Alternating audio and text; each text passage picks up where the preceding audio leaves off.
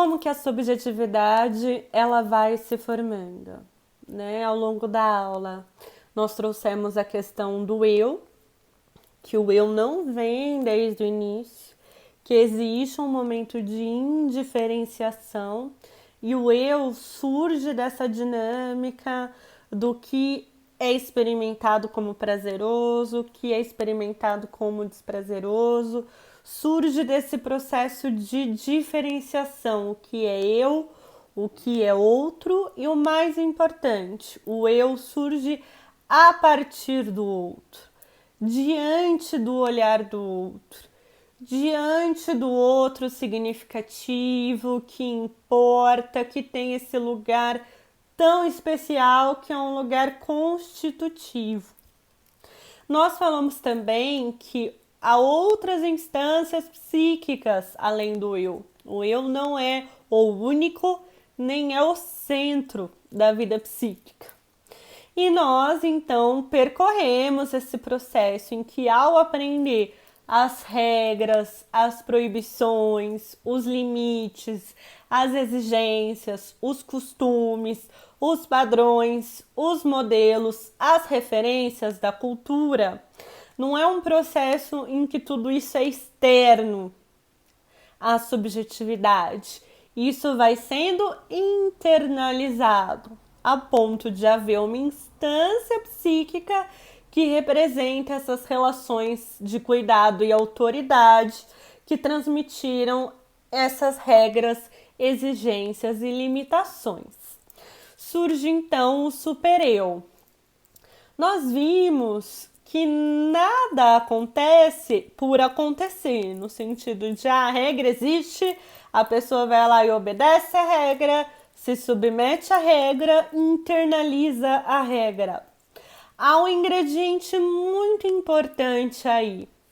E esse ingrediente muito importante é o amor. O que leva a essa obediência, o que leva à adaptação, à submissão às referências culturais é o medo da perda do amor. Se eu não obedecer, eu posso ser punida por quem eu amo. Se eu não me adaptar, eu posso ser rejeitado por quem eu amo. Se eu não me submeter a esses padrões, eu posso não ser amado. O que está em jogo aí é a angústia da perda do amor. E isso vai ao longo da vida, né? O quanto muito da relação com os padrões culturais vem. O que eu preciso fazer para merecer amor? O que eu preciso fazer para receber amor? Lembrando que esses processos eles não são, né, conscientes, processados conscientemente, organizados conscientemente. Mas são processos muito marcantes na nossa constituição psíquica. Essa angústia da perda do amor. Então, são questões fundamentais na formação da subjetividade. O que eu preciso fazer para ser especial? Mais do que isso, não é apenas ser especial, é o que eu preciso fazer para ser especial para quem é especial para mim. O que eu preciso fazer para ser importante para quem é importante para mim? O que eu preciso fazer para ser desejada por quem desejo? Vocês se lembram que o desejo é o desejo de desejo? O que eu preciso fazer para receber amor de quem eu amo?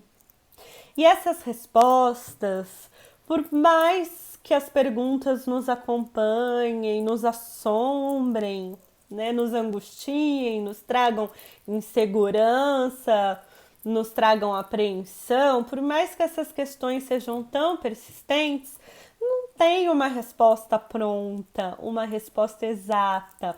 O que eu faço para ser amada por quem amo? O que eu faço para ser desejada por quem desejo? O que eu faço para importar para quem me importa? Não tem respostas. Embora não tenha respostas, porque a outra pessoa é uma outra pessoa, embora essas questões tão angustiantes esbarrem na questão da alteridade, existe uma tentativa de respondê-las. E a tentativa de respondê-las vem com a fantasia. Há fantasias que nos fazem buscar responder. Quem devo ser para merecer amor? Quem devo ser para receber amor? Quem devo ser para ser amada por quem amo? Desejada por quem desejo? Para importar para quem me importa? Ser especial para quem é especial para mim? E aí, da mesma forma como nós falamos sobre o eu e sobre o super-eu, a gente chega na formação de uma outra instância que é o ideal de eu. O ideal de eu vem desse processo. O que eu acredito que eu preciso ser para ser amada, para receber amor, para merecer amor? Como que é na minha fantasia esse lugar em que o amor é algo merecido, o amor é algo recebido? O ideal de eu tem a ver com essa fantasia de como eu devo ser, como eu acredito que devo ser, e tem também a ver com esse olhar que eu busco agradar. Esse olhar que eu busco atender às expectativas de quem é especial, de quem importa, de quem deseja, de quem eu amo. É um lugar de fantasia, né? É quando a gente faz alguma coisa, né? Toca uma música, escreve um texto, faz um doce e fica imaginando: será que vai gostar? O que será que vai achar? Como será que vai ser para aquela pessoa? E aí a gente chega num momento em que esse ideal de eu, né, pisca, que é o apaixonamento. Quando uma pessoa se apaixona, a outra pessoa, na fantasia, passa a estar nesse lugar do ideal de eu, né? Você compõe a música pensando na pessoa, escreve o texto pensando na pessoa, cozinha o doce pensando na pessoa. Tô dando esses exemplos do cotidiano, mas o principal é essa questão da fantasia. O que eu preciso fazer para ser especial para quem me é especial? O que eu preciso fazer para ser amada por quem amo, desejada por quem desejo? Então, o ideal de eu é essa referência. Pensando na paixão, né? Fica fácil, a gente lembra daquela música assim, né? Por favor, não me leve a mal. Eu só quero que você me queira. Mas o que o Freud vai perceber é que esses processos de investimento afetivo, esses processos de investimento libidinal, não estão apenas em uma experiência ou em outra. Não está só no apaixonamento. Uma questão que o Freud percebeu lá no início, antes da psicanálise ser psicanálise, vocês se lembram da pré-história da psicanálise? Foi com a hipnose. Com a hipnose, o Freud percebeu que a pessoa ela já não está lá consciente do que ela está lembrando, do que ela está dizendo. Vocês se lembram que os pacientes hipnotizados, eles chegavam em conteúdos, chegavam em lembranças que na consciência de vigília, na consciência desperta não chegavam? Então, ao perceber esse fenômeno da hipnose, esse fenômeno da sugestionabilidade, em que a pessoa, aquilo o que o médico pedia para a pessoa lembrar, ela lembrava, aquilo que o médico pedia para a pessoa contar, ela contava, aquilo que o médico pedia para a pessoa mudar, agora o seu braço vai se mexer, agora você vai voltar a sentir sede, agora essas ordens, o que acontecia? Eram sugestionáveis e atendiam a essas ordens. Então, Freud diz que na hipnose é também como se o médico ocupasse esse lugar do ideal de eu. Tanto que a psicanálise decide abandonar a hipnose, que é para que o processo seja vivido pela pessoa que está passando por ele, nisso de ir tornando o que é inconsciente consciente, e não pela sugestão do médico, né? Por que eu tô falando da paixão e então da hipnose? Porque o ideal de eu é o que o Freud vai trazer para pensar naquela pergunta que eu disse no primeiro vídeo, que é: por que quando as pessoas estão entre muitas outras pessoas, estão na massa, elas agem de uma forma tão diferente de quando elas estão sozinhas? Por que tantas pessoas, quando estão com muitas outras pessoas, elas se tornam mais agressivas, mais impulsivas, mais inconsequentes, mais corajosas, no sentido de fazer coisas que elas não fariam se estivessem sozinhas? Ele vai dizer, porque o que caracteriza a massa? O que ele chama esse grupo de pessoas que recebe o nome de massa? São pessoas que se identificam entre si a partir de uma liderança em comum. O grupo se identifica entre si a partir de uma liderança em comum. Ele dá exemplos do exército, que tem um líder, de igrejas, que tem um líder, de grupos que são fãs, que tem um líder, mas também quando é um ideal, uma ideia, um líder.